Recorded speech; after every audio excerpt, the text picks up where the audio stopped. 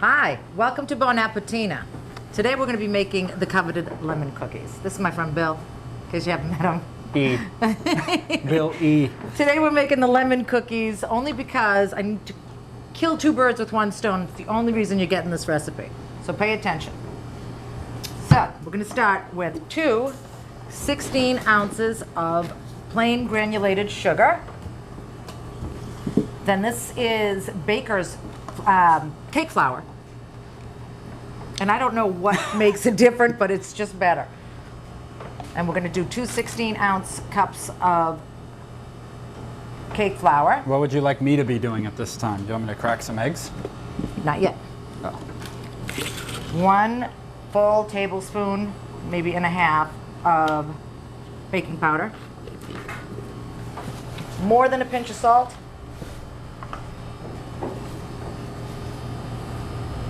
Now tell these people where these lemon cookies have been featured. Haven't they been all over the place? They have been everywhere. And one Everywhere. They've been everywhere. one package Phantom of cake. Gourmet, I have to get through the Chronicle, recipe first. So we've got Boston Globe. I'm just going to throw out things. Bella English. That's right. Bella English wrote a beautiful love story about the lemon cookies. So so far we've got 2 16-ounce cups of sugar, cake flour, a good amount of salt, baking soda. Oh, it's baking powder. Oh, See, powder. You said soda. I didn't say soda. Hi, doll. Come on in. I think you said soda. Pay no mind to the man behind the curtain.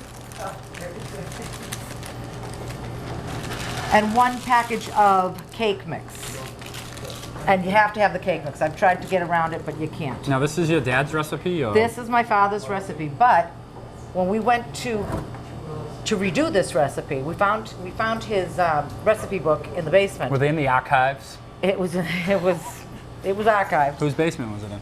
My mom's basement. Oh, okay. And so we tried to translate the recipe, but he'd say a cup, but what he really meant was the blue Dixie cup that he measured with. And it took us almost a year to figure that out, that it was the blue cup. Because I said to my mother, these aren't coming out right.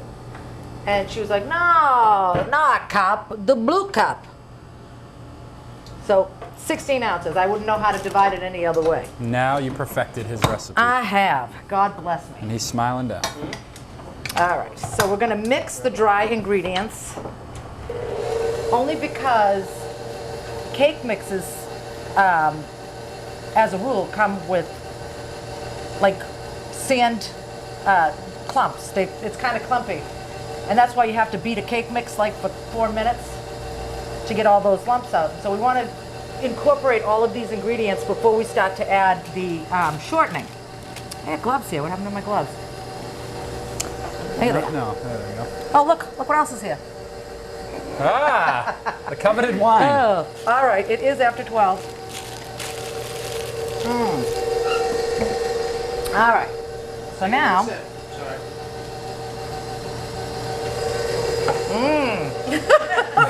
Again. I'll drink to that. That is tasty. Billy doesn't get a big boy cup. All right. So now this is regular Crisco.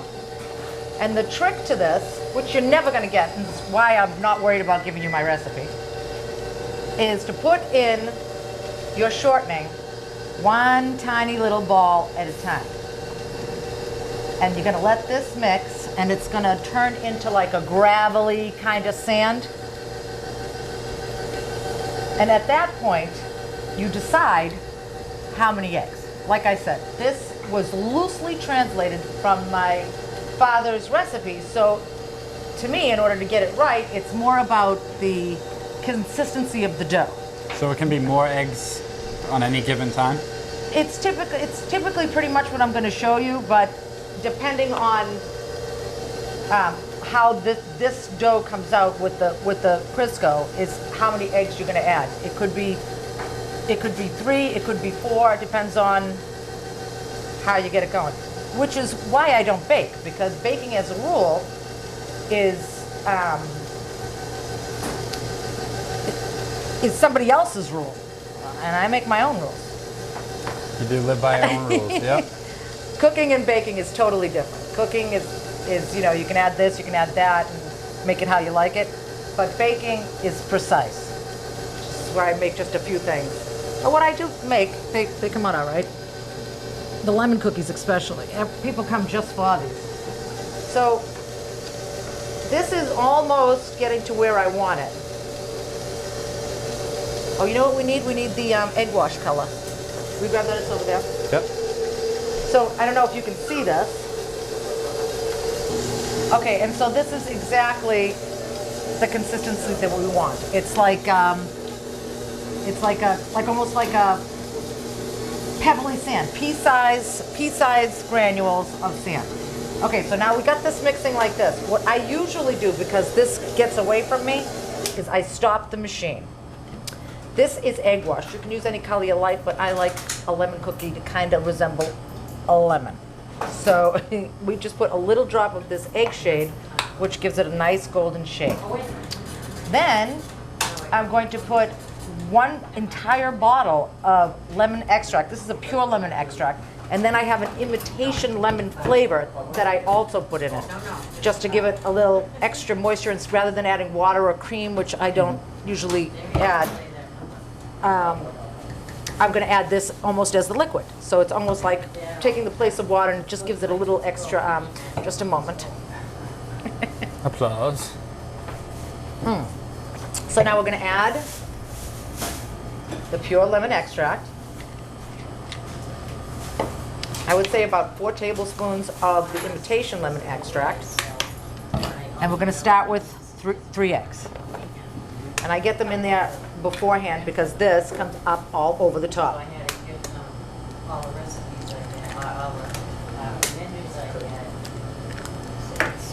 All right. So just give it a few little to get the eggs down there. And then this is going to turn into a fantastic dough. Bye, doll. Thanks for coming.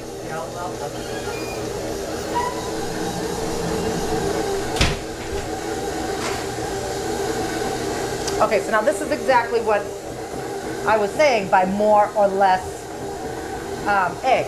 So I put three eggs in, but I also gave you level 16 ounces each of these, and it is too moist. So in this case, which I'm glad happened, we're going to add a little bit more sugar and a little bit more flour, and I'm going to show you the consistency that we're looking for. What happens when you're not here and on vacation and stuff? How do these cookies get made? They don't. Did you make them while I was gone?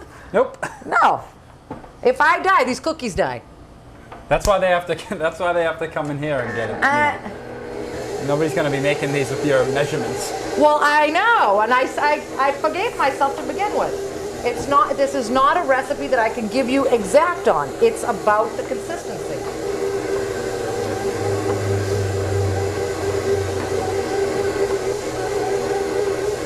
All right.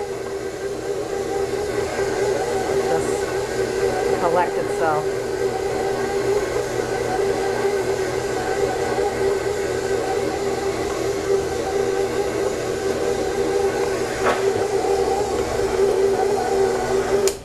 All right, so this. Can you turn on a little bit more? Sure.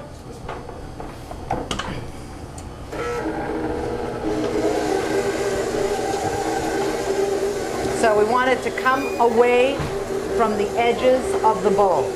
So this is coming, when it comes away from the edges of the bowl, pretty much, you see how that collected itself and it's off the edges. That's when you know that the consistency is pretty much where you want to be.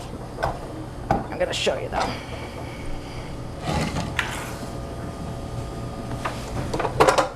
All right, look at that.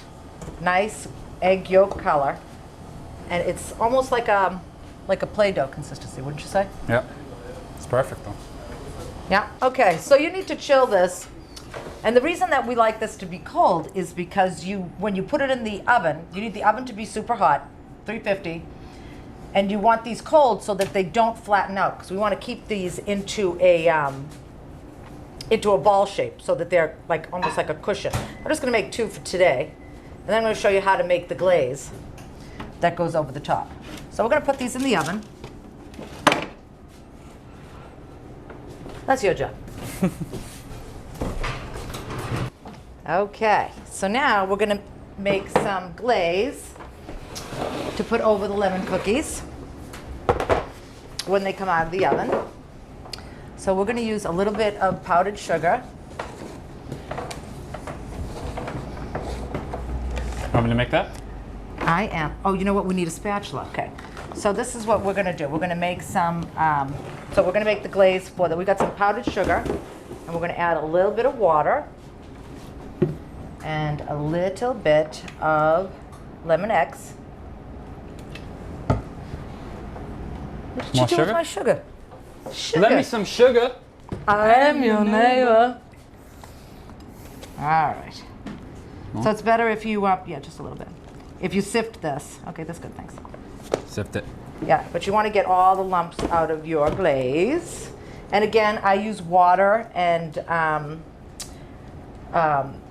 imitation lemon flavoring rather than cream, only because well, if you don't have to use milk, it's just better that, you know, you don't have to mind it and put it in the refrigerator after an hour. It's basically just counter cookies. How perfect was that she came in here? I can't. That was perfect. God bless her. She's got great timing. All right.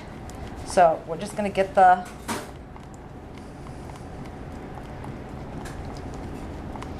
lumps out of that. You can just smash it up against the edge of the bowl. You do that, and I am going to have another sip of this wine. Okay, these seem ready. They're nice and golden brown. You don't want them to cook too much. You don't want them to cook through too much because then they won't hold their moisture. But that's just about the color that you want. They split. These really are perfect.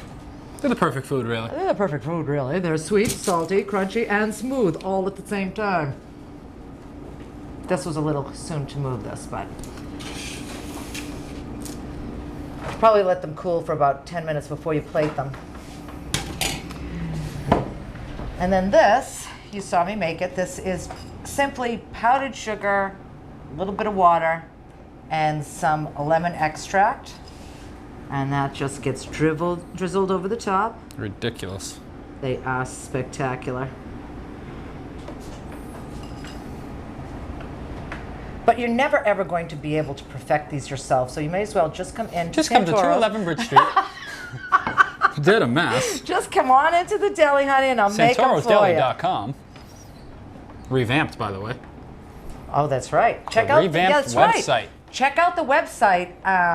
My niece Bianca, I finally got her to get on there and fix it. She had to bribe her. That's fine. She did good, though. She really did. Check it out. Thanks for coming, everybody. Check us out on SantorosDeli.com. No apostrophe.